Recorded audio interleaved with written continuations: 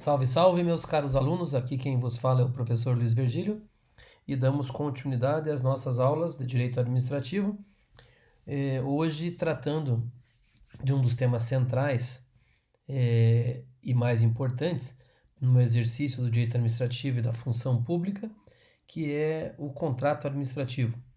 Faremos nessa aula uma visão geral do contrato administrativo e identificaremos suas principais características, para que numa aula seguinte avancemos e aprofundemos nossos estudos sobre este objeto.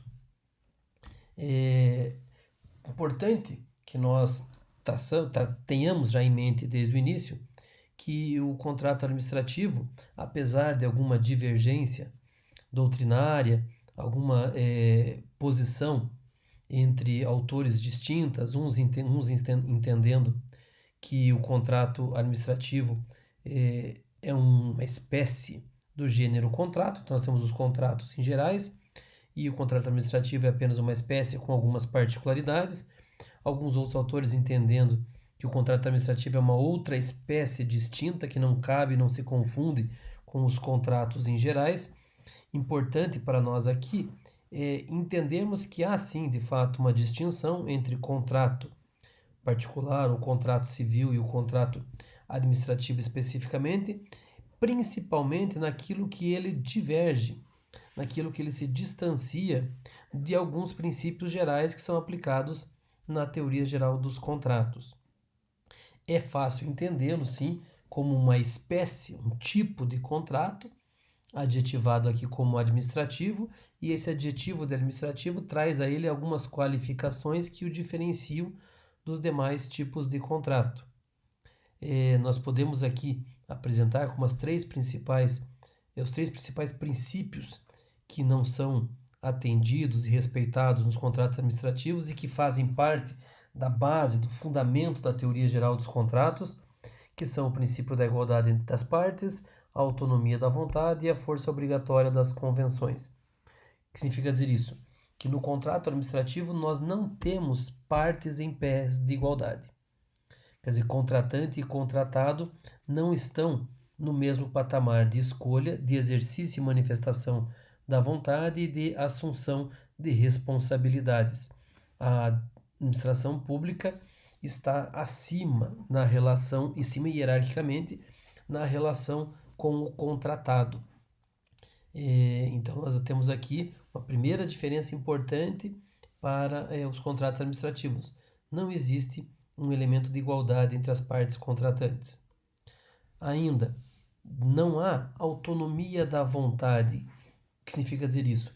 Não pode o particular, ao contratar com a administração pública, exercer integralmente sua vontade. Ele se submeterá a um contrato, que diríamos assim, um contrato de adesão, que já vem preparado, que já vem pronto, que tem cláusulas que não podem ser alteradas por ele, que não é uma negociação, uma contratuação, uma pactuação entre os contratantes, é uma decorrência da não igualdade, da não isonomia entre as partes. E por fim, quer dizer, não se respeita o princípio basilar da teoria dos contratos, que é do pacta sunt servanda, ou aquele que diz que há a força obrigatória do convencionado.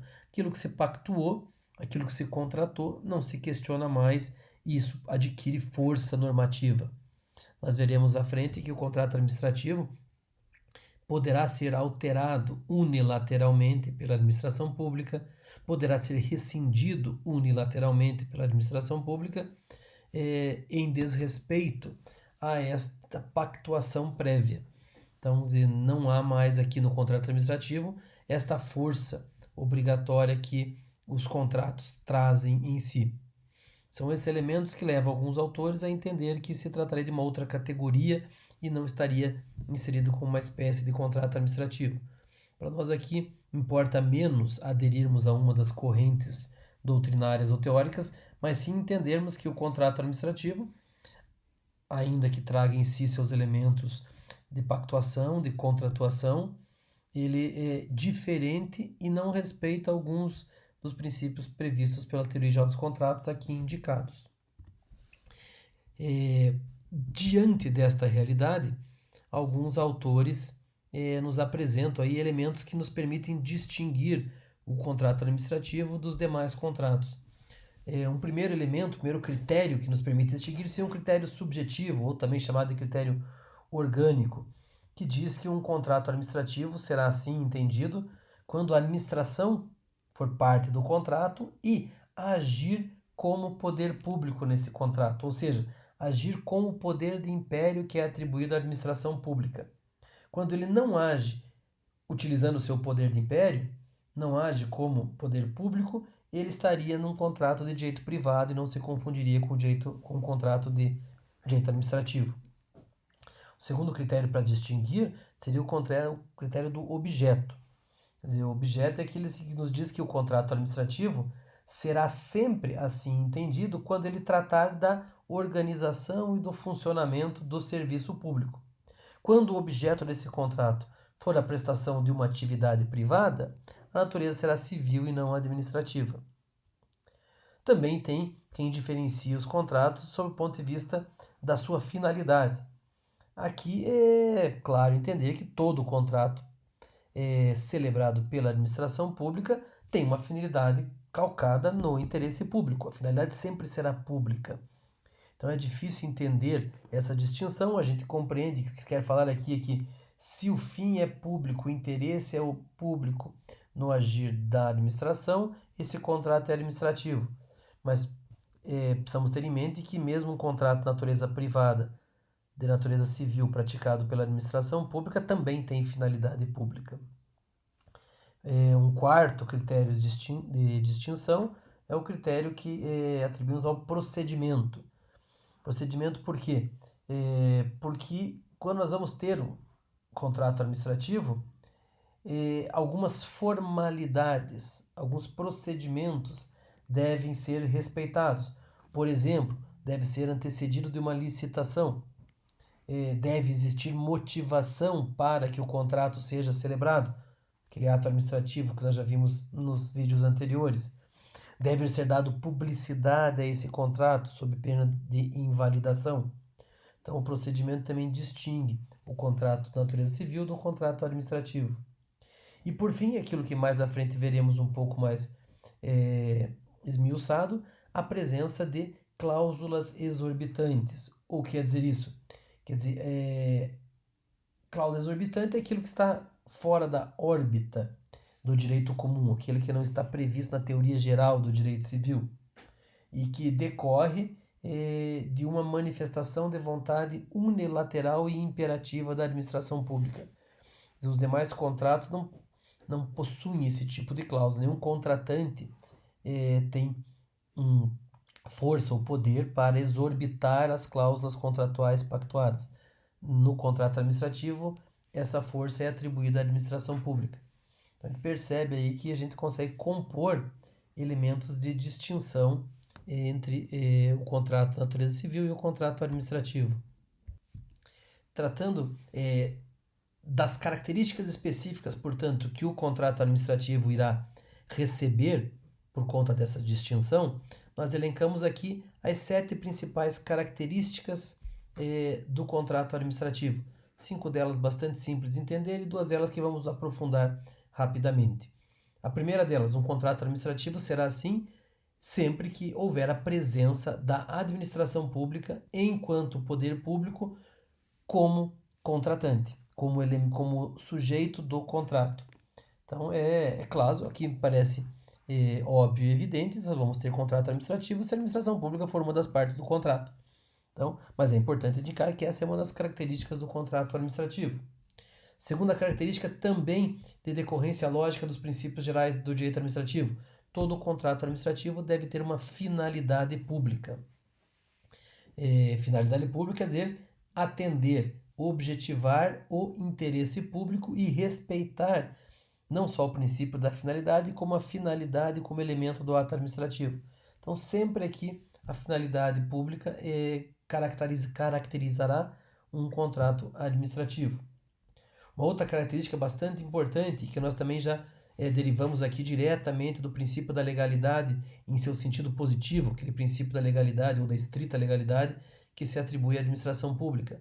Os contratos administrativos devem sempre obedecer à forma prescrita em lei. Não há liberdade de forma para a prática deste contrato. Ele deve respeitar especificamente os procedimentos e a forma estabelecida legalmente. E isso nós temos aí na Lei Geral 8666 e em todas as demais leis que tratam de contratos administrativos. Uma quarta característica própria dos contratos é a natureza de contrato de adesão. Isso é interessante perceber. O que significa dizer isso? Que nos contratos administrativos, as cláusulas já vêm fixadas de forma unilateral pela administração. Você tem, por exemplo, o edital de licitação, e esse edital de licitação já traz, além de no edital fixar quais são as condições de proposta e de aceitação e de aprovação do objeto licitado, já traz lá uma minuta do contrato administrativo que o participante, o licitante que ao final sair vencedor do pleito, deverá assinar para contratar com a administração. Não há possibilidade de revisão dessas cláusulas, de alteração ou de pactuação em força em pé de igualdade entre os contratantes. Então, o contrato administrativo assume uma característica de um contrato de adesão, ou seja, a parte contratante já estabelece todas as cláusulas e o contratado apenas assina aderindo a todas aquelas cláusulas. Uma quinta característica própria dos contratos administrativos é a sua natureza intuito personae. O que quer dizer isso? Quer dizer, os contratos antecipados de licitação, é claro, eles são firmados intuito personae, eles são firmados em razão das condições do contratado. Quer dizer, ele não é genérico, não é aberto. Você não pode ter um licitante que ao vencer a licitação vai depois subcontratar totalmente ou parcialmente ou parte do objeto para outro, vai fazer uma cessão ou uma transferência do objeto. Não. Todo o contrato administrativo está vinculado ao contratado específico após o pleito licitacional. E, por fim, duas características bastante peculiares dos contratos administrativos. A primeira, a presença de cláusulas exorbitantes, cláusulas que extrapolam a relação regular entre as partes, entre os contratantes, e a questão da mutabilidade do objeto e da natureza desse contrato. E quando nós falamos de cláusulas exorbitantes, o que nós estamos referindo aqui é que a administração insere no contrato administrativo, às vezes de forma explícita, às vezes está lá implícito apenas, porque a legislação já assim estabelece, algumas cláusulas que ficam exageradas, digamos assim, em relação ao contrato de natureza civil. Primeira delas, a exigência de uma garantia ser prestada pelo contratado para que ele possa assinar o contrato e assim executá-lo. Então, existem previsões no contrato administrativo que exigem seguro-garantia, uma fiança bancária em valores bastante altos para que o contrato possa ser firmado. A possibilidade de a administração pública alterar o contrato, mesmo depois de feita a licitação, pactuado, assinado o contrato, esse contrato eventualmente poderá ser alterado. E vai ser alterado de forma unilateral, não de comum acordo entre as partes. Basta a administração pública assim o querer. Quer dizer, ela pode mudar o objeto, ela pode mudar o projeto, pode alterar alguma especificação técnica, pode acrescentar algum valor ao contrato, diminuir algum valor do contrato. Veja aí que você vai ter alterações tanto qualitativas quanto quantitativas. E não caberá ao contratado aí um poder de negociação. Uma outra cláusula exorbitante, a possibilidade de rescisão unilateral. Quer dizer, um contrato normal você não tem rescisão unilateral, a não ser que uma das partes descumpra o contrato. Aqui a administração pública pode unilateralmente rescindir, mesmo que sem verificação de culpa ou não culpa, apenas por razões de interesse público ou por um caso fortuito ou uma força maior, pode rescindir unilateralmente. Um outro cláusula exorbitante, a cláusula de fiscalização. Quer dizer, a administração pública tem absoluta autonomia e poder para fiscalizar o contrato em qualquer uma de suas etapas. A possibilidade de aplicação de penalidades, que se pode advertir o contratado, pode aplicar multa, pode suspender o contratado e participar de novas licitações e, portanto, vir a firmar novos contratos. Veja, são cláusulas bastante exorbitantes à natureza normal do contrato. Ele pode, inclusive, chegar no limite a retomada do objeto. Quer dizer, pode buscar retomar o objeto no estado em que ele se encontra e passar para si a continuidade do serviço, a execução do contrato, afastando o contratado. E aí tem um conjunto de cláusulas exorbitantes que são características do contrato administrativo. E, por fim, também uma característica própria dos contratos administrativos, a sua mutabilidade. Quer dizer, elas decorrem, é claro, das cláusulas exorbitantes, que vão conferir à administração pública um poder de alterar unilateralmente já algumas regras e cláusulas estabelecidas, até de rescindir, e por conta disso, o contrato que tem em si, do ponto de vista civil, uma característica própria da estabilidade, aqui adquire uma característica de mutabilidade. Ele pode ser alterado. Basicamente, vai ser alterado como? Naquilo que nós vamos chamar de alias. Alias significa riscos que o contratado, o particular, assume ao pactuar com a administração pública. Que riscos seriam esses? Riscos de ordem empresarial, administrativa e econômica. Riscos de ordem empresarial. Quer dizer, este risco aí é um risco que é comum a todo o contrato. Na hora que você pactua, você assume um risco empresarial ou um risco ordinário de que situações, de que empreendimentos, de que o objeto não dê certo, de que aquilo não consiga ser executado, de que há uma mudança no cenário econômico, no contexto social, que o contrato sofra prejuízo em conta disso. Riscos administrativos são três, basicamente. A alteração unilateral, que nós já tratamos na cláusula exorbitante, que pode modificar o contrato a qualquer tempo. O fato do príncipe, que seria o quê? Um ato da autoridade, um ato praticado diretamente pela autoridade, que não está relacionado com o contrato, mas que repercute no contrato. Nesse caso, a administração altera o contrato, o administrado está sobre esse risco de que um ato de gestão, um ato do império, por isso um fato do príncipe, é um fato praticado pelo administrador, secundariamente, paralelamente, atinja o contrato que está em execução. É claro que se houver um impacto aí que desequilibre a equação econômica do contrato, será revisto esse equilíbrio, mas a alteração mesmo sem convenção das partes. E também uma alteração que pode ocorrer por fato da administração. O que é fato da administração? É toda conduta ou comportamento da administração que torne impossível para o particular executar o contrato. Quer dizer, pode ser por ação ou por omissão que o poder público, de forma direta ou de forma indireta, acaba retardando, agravando ou impedindo a execução do contrato pelo particular contratado. E temos ainda a alha ou risco econômico. O que é o risco econômico? Que são circunstâncias externas ao contrato que não são previsíveis, que não são da vontade das partes, são, portanto, excepcionais e que acabam desequilibrando aí a equação econômica de sustentação do contrato.